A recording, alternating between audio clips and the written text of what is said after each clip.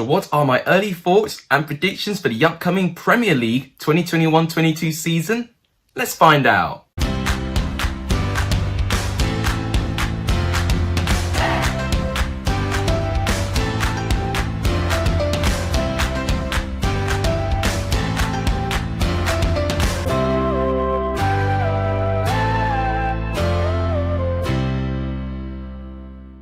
What is up everyone, welcome back to a brand new video on the channel. Today I'm going to be reviewing my early table predictions for the Premier League, which I've done via the table calculator. The table calculator overall, the table that I formulated, I partially agree with most of it. There's a couple of teams that I'm not too sure about, but we're going to roll with it. It's the closest that I can get to the table that I am thinking that the Premier League will finish as of now. But let me know, who do you think will be in the top 6 in the Premier League, and who do you think will be going down to the Championship in this season? I'll be very interested to know. If you guys like what you see, please make sure you do give this video a like. It does tremendously help the channel.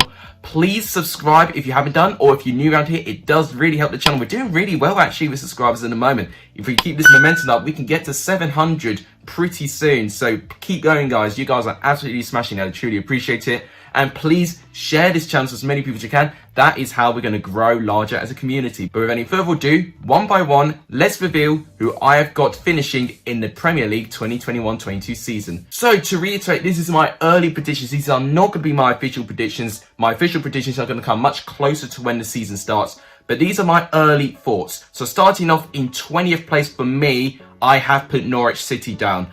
I would love Norwich City to survive in the Premier League. I do think that they are a club that are continuously really trying to push to get some stability. But unfortunately, there's just this nagging feeling and this monkey on the shoulder that just curses this club to get relegated every single time they go up to the Premier League. They have lost Buendia as well, who was, I feel, by far their best player in the Championship this season. They have tried to replace him with Mino Raiola, who could be okay, but at the same time, if he doesn't hit the ground running, it could leave Norwich in danger. And as with the squad right now, and with the manager, I'm just not too sure they're going to survive. 19th place for me is Burnley. Now, that one may come as a bit of a surprise to you, but they are actually the lowest scorers out of all of the teams that have survived last season, finishing in 17th place. It has been their lowest finish in the Premier League since they did get promoted to the Premier League in 2015-16. And unfortunately for me, Burnley are a club that if they do not get backed by the transfer window, they'll just be going on a decline. Sean Dyche has been working miracles with this club, keeping them to the Premier League as long as he has done. And if I'm counting it right, this will be their 6th consecutive season in the Premier League, which is incredible. But if they do not get more players in the transfer window, for me, I think they will be a team in danger, unfortunately. Now, in 18th place, this was very, very close. As you can see, there's only 1 point separating 18th from 17th place. So this table was really, really close. But 18th place is Brentford. Now, I would love Brentford to do well as well. Being a Championship viewer as well, I would love all the Championship teams to go well. But unfortunately, especially in recent years, there's been an ever-growing reputation of many of the Championship teams getting promoted. Most of them go back down within one season of the Premier League. Not since the 17-18 season where we saw Huddersfield, Brighton and Newcastle survive. We've not had all of the newly promoted teams from the Championship survive in the Premier League season. We've always had at least one, if not two, on average, of the newly promoted teams going down. So it means for my table, for newly promoted teams that I think will go down will be Norwich and Brentford, because for me, I think their squads at the moment, compared to the 3 newly promoted teams, are the less prepared to combat the Premier League season. But Brentford, I'm really excited to see how they relish in the Premier League. It's a West London club, so I'm really excited to see what the West London derby will look like when they have to play against Chelsea very, very soon. But at the same time, I love what the club's about. I love their squad. I would love them to do well. But for me, I don't think their squad is quite going to be good enough. I think they'll concede too many goals for me. And that is why I think Brentford will go down. Now, 17th place is the last newly promoted team, Watford. Now, Watford I'm a little bit nervous about as well, because for me, they have made transfers. I've been pretty impressed with the signing of Etebo, and I've been pretty impressed with the signing of Josh King as well. But I think they still need a little bit more. But when you looked at the form that Xisco Munoz actually implemented into this Watford side in the Championship, where he replaced Vladimir Ivic in charge, they were the best informed team, picked up more wins than any other team in the Championship since Munoz was manager as well. So I think with that natural momentum, he can carry that. And I do think if Watford do chop and change managers, you know, because I actually wouldn't be surprised if Munoz gets sacked at one point if Watford look in danger. They'll get someone new in with an abundance of Premier League experience, and I think Watford will survive that way. 16th place for me is Newcastle. Newcastle is interesting because I really want to know about the situation with Joe Willock. There's been growing talks that Arsenal will be willing to let Willock go back to Newcastle on loan. If Newcastle get Willock back, I might consider changing Newcastle. And Newcastle, honestly, at one stage of the season, did look like that they were going to go down and get relegated. But when they got their big players back, like Alan Saint-Maximin, and when they had the emergence of Joe Willock, of course, one player of the month in the final season in the Premier League, those two players really turned Newcastle's form around. But if Newcastle starts slow again, and if Newcastle cannot get this momentum, I think they can be in a bit of danger. But I do think they do have enough within them, even though they've got Steve Bruce, who I'm still not too sure as a manager.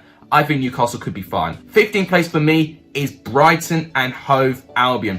Now, the reason why I've not predicted Brighton to finish higher is that they've not actually finished higher than 15th place than all of their 5 seasons in the Premier League. This would be their 5th consecutive season in the Premier League. Brighton having 5 consecutive seasons in the Premier League is honestly quite incredible.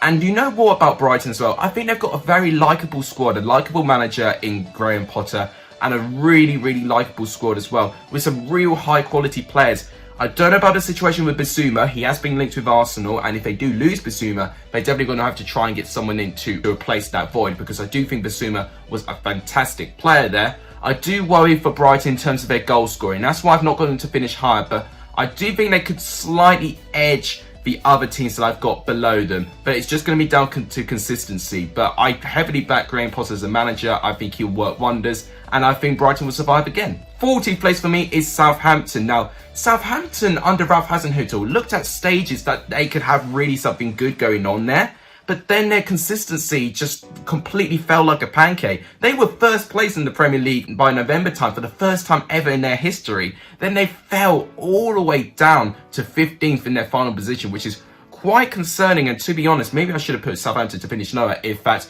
poor momentum is going to continue on to the season. But looking at their points as well, they're only 2 points above the relegation zone, which could be the actual outcome of the following season as well. I do like their squad. They've got a real mix of youthful but also some experienced players as well. I'm very interested to know if they will be able to keep Danny Ings, because he has been linked with a load of clubs and he has been really important for scoring goals for Southampton. Maybe not as much last season, but especially the season before, he was very vital in that. And overall, I think Southampton, with the model they've got under Hasenhüttl on the squad, I think they'll do just about enough, just get a mid-table position, and they won't really shock the world. 13th place for me is Wolverhampton Wanderers.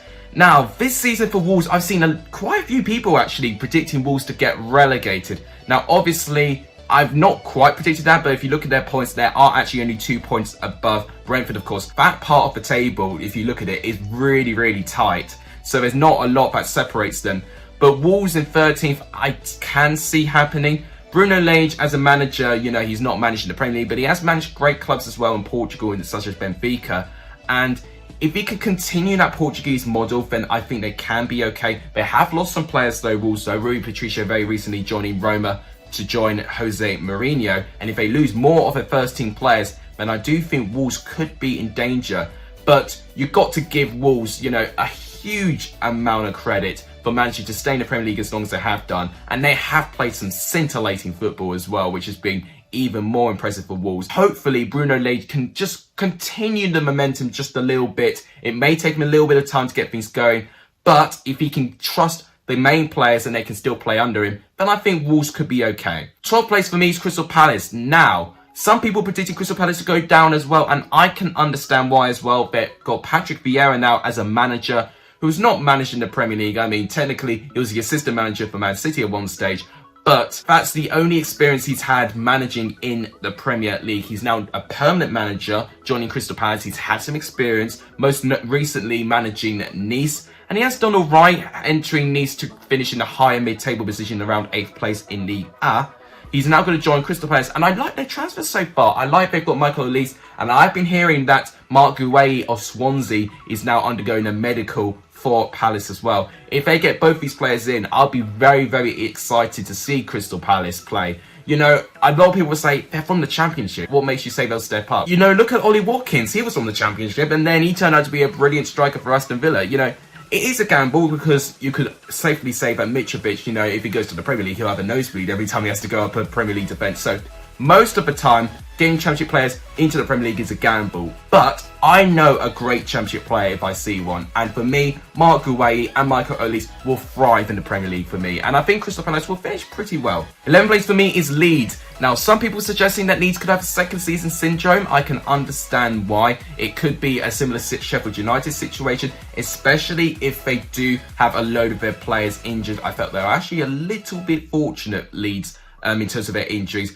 But at the same time, when they did have players injured, Marcelo Bielsa really ingeniously managed to find a way around it, introduce some players, change tactics, change the system a bit. And Leeds have ultimately been rather a breath of fresh air going into the Premier League. So I really hope to still see Leeds for a couple of seasons or so. 11th place will be a little bit of a drop from their 9th place finish, but I still think Leeds fans would take that in a heartbeat. So now we're going to the top half of the table. 10th place for me is Aston Villa. Now, Aston Villa is interesting because I love the signing of Brent Deer. Can you imagine if Brent Deer works with Watkins and Grealish? That front three will be incredible. But the uncertainty of Grealish is preventing me from pushing Aston Villa a little bit higher. They will actually finish one place higher than they did last season. The ultimate reason why Villa didn't actually finish higher was down to their consistency, especially at home games actually. Away from home, they've been really good travellers actually. But I still really like that squad. They've kept a lot of it. Emi Martinez, their goalkeeper, is now a Copa America winner with Argentina, which would be great for experience as well. Aston Villa, for me, are growing places, and I'm really excited to see where this squad can go. 9th place for me, maybe the shock of the video, but I've got Arsenal to finish 9th. I think a lot of you may say 9th Arsenal, maybe not much of a shock at all, but you still back Arsenal with their history and what their players and coaches can offer, that they can push to the top 6. But for me, there's still something inside that I don't think Arsenal are going to be consistent. They have lost their latest pre-season friendly against Hibernian. Yes, their squad wasn't full strength. Yes, they made a mistake leading to goal for the first one. But if they don't cut out those mistakes and they do not improve their transfers, you know, if they've only got Tavares at the moment in fullback, they need more. They need strikers, they need midfielders, especially if they can lose Xhaka because he looks like he'll be going to Serie A at some point. They need more, Arsenal, and at the moment they've not done it. So that's why I'm a little bit concerned with Arsenal. I could be wrong, of course, and I'll be very happy to be proven wrong as well. But for me, they're going to finish 9th. 8th place for me is West Ham. Now, West Ham, that's a little bit of a drop-off from their 6th place finish. And a lot of people were thinking, you know, can West Ham repeat the success that they had? I just think they've got a really solid group of people. And under David Moyes as well, if he's backed and he gets a load of transfers in, and fingers crossed they can secure something with Lingard. I know at the moment the latest reports that West Ham would have to pay 30 million and they're not keen on paying that 30 million. If they can find a way to get Lingard back, then especially I would say West Ham will finish in the top half. If not, then maybe I might consider pushing West Ham a couple of places down. But I definitely won't put them in the relegation battle. With the squad that they've got, you know, for once I felt we saw the full potential of West Ham, and I'm hoping we can see that again. 7th place is Everton. Now, I'm a bit nervous about this one. This is one of the clubs that I think I should push down a little bit.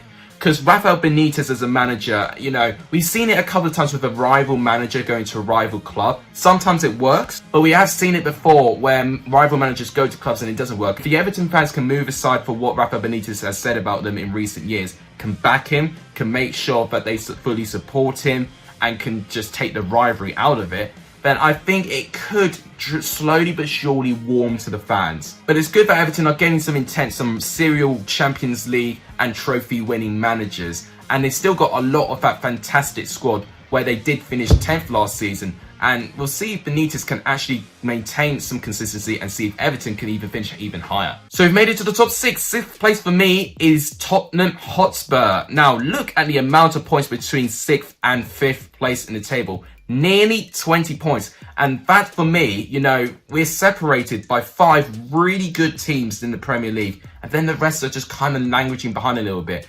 You know, we've got Nuno Espirito Santo as their new manager. And Spurs at the moment, you know, could lose Harry Kane. There are some increasing reports that he could leave, whether it's Man City or whether it's another country or whatever. if they do lose Kane, they're going to have to try and replace. You know, if they get Danny Ings, who they're currently linked with, I just don't think he's going to replicate it, especially that he's 30 years old as well. I just worry for Spurs a little bit. I think Nuno is the right appointment, but if the fans don't like it, and the fans, and especially from up to the board and the club, feel disconnected, it could create a bit of animosity. And if that animosity grows, it could really affect Spurs' position. They're of course playing in the Europa Conference League as well, which could put them off as well. But I think they can finish 6th, but I don't think they'll finish anywhere lower for me. I'll be very shocked if Spurs finish lower than 6th. 5th place for me is Leicester. So I'm predicting Leicester to finish 5th for the 3rd consecutive season.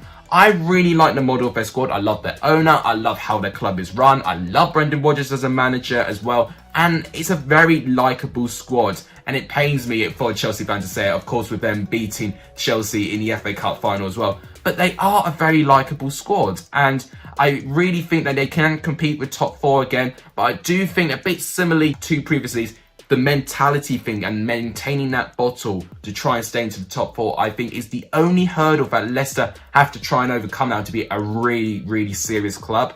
If they can do that, then I definitely see Leicester being top 4. But for me, I just still think they've still got that within their mind. That something dramatic needs to happen if they need to fix that. So for me, I think they'll finish 5th once again. Now, the top 4 this year was so difficult, especially with the transfer window still open. 4th place for me is Chelsea. Now, I've been a bit disappointed with Chelsea's transfer window business at the moment. It looks like we will offload quite a fair few players. We've already lost Gilmour to Norwich in the moment, and I think we've still will lose a couple more players as well. And so far, we've not really got any players in at the moment. We have been linked with Haaland, and we know we've actually made a bid to Dortmund, and it has been rejected. It's going to be very difficult for Chelsea to get Haaland, in my opinion. But I do think, out of all the clubs available, I think Chelsea can be the club that can definitely push themselves. But Abramovich won't spend idiotic money for something that cannot reproduce the value that he paid for him. You know, he's very, very careful, but also very, very thoughtful on how he spends his money as well. I think eventually we'll make some transfers, but at the moment, for the fact we have not, I think also the fact we won the Champions League and we have to do Champions League, League Cup, FA Cup, along with our form as well, I think over time it can get to the players. And if we don't see the likes of Werner improving in front of goal, then it can be very, very difficult for this Chelsea side to compete with the 3 other teams that I've got above them. 3rd place for me is Manchester United. Now, they've been linked with so many players. It looks like they've confirmed that Sancho deal. I think we're just about waiting for their announcement video. I know the deal with Camavinga, I think, has broken down, but they were heavily linked with Camavinga at some stage, so they can try and go back for him. Varane as well has been a player that looks like that they can get. You know, I've seen him play a couple of times. He's had the odd good game, but the odd bad game. But for France, I think he's actually been one of the best defenders in the Euros for France, at least. So I think Manchester United, if they get those players in, it shows a signal of intent that they want to really improve in their position. I just think Liverpool, Man City are still having a bit of an edge. So 2nd place for me is Liverpool. Now, this is difficult because for me, Liverpool as a squad, I do think they've been caught up a little bit. But based on their incredible form at the end of the season, I think they can carry that into next season. Plus, they will get some players returning from injury as well. The reason why Liverpool did drop down as much as they did was from their big injury crisis, especially with their defenders. And even with that, they still finished 3rd, which you've got to give credit for Liverpool and Jurgen Klopp for. And I think if they can get some consistency with their starting 11 and can definitely get less injuries to them, then I think that they will at least finish 2nd. But it means it will be Manchester City winning back-to-back titles again.